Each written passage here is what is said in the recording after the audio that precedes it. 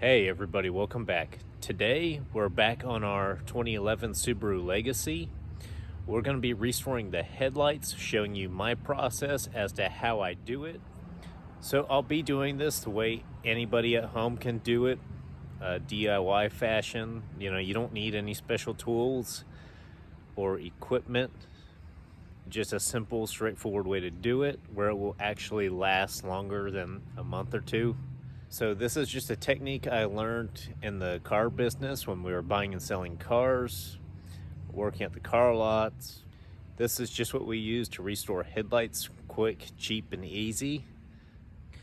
So as you can see, they're both pretty foggy. They have some bug damage on them and kind of see a little bit of everything in there. So first we're going to pop our hood, and then we're going to tape off around the headlights so we don't get any sanding scratches on the paint. All right, so with these, we're taping these off. Sometimes it's more beneficial just to take the headlights out if they're easy enough.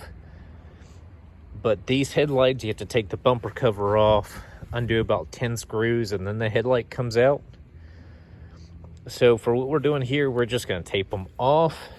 We have a nice little edge here on the headlight that sticks up, so we're using that as our tape line.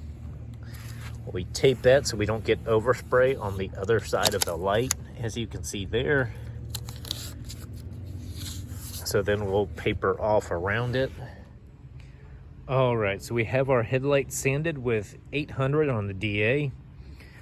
So from there, we usually step it up about 200 grit per step.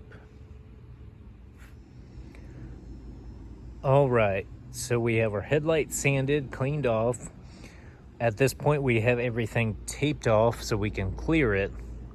So for the clear, we're just going to use some caliper clear from VHT. Just to show you don't need a fancy spray gun automotive clear. This will work pretty much just as well, and you can do it at home yourself in the driveway. All right, so our headlights are re-cleared. Although, as you can see, the paint we use, it hazes up a little bit, and then it has to kind of clear as it dries. So these are coming along. You can already see quite a big difference in them. And if you're one of our regulars that always watches our videos, I do have a little surprise for you on the 300. Yeah. There's definitely some engine things about to happen in a video coming soon. All right, as you can see, our headlights are back clear again. All together, that really took about maybe 30 minutes, plus, time to let it dry. It went pretty quickly. As you can see, this is the finished product. Granted, we'll probably be doing the bumper, grille, and hood next. I saw a few questions asking as to why we are not painting the whole car. And truth be told, most of this will buff out very easily. It's just for whatever reason, I guess on the plastic parts, the paint just isn't holding up so well. And also, if we start painting the whole car, then we have to fix all the little dings. And two, from my experience, when you're buying used cars, a lot of times you don't like full repaints. You kind of want a couple little nicks and scratches just to kind of show you what it's been through, like nobody's trying to cover anything up. So that's a lot to do with this car as well. Overall it's really good. We do have a couple little dings here and there, but nothing serious.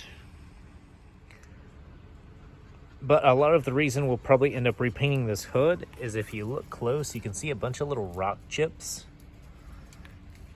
And it just kind of spans up to about maybe halfway up the headlight or so, right in this area. And as you can see, they're kind of starting to rust and things like that. So it's good we kind of get it while it's there and we're doing this versus letting the rust expand and keep going on. So that's kind of why we went with the plan we're going with. But as you can see with the headlights alone, it's already starting to look a whole lot better. As for our 300, we're going through the cooling system on it.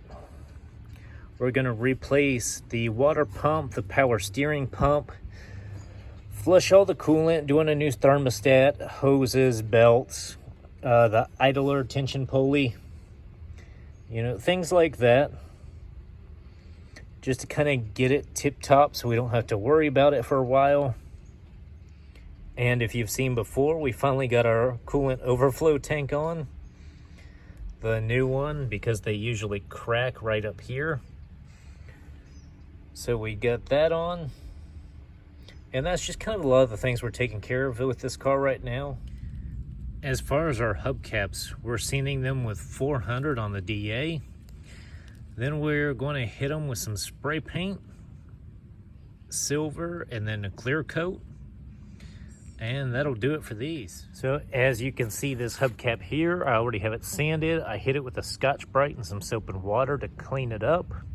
So we're ready to spray this one with some spray paint. All right, so that's it for today's video.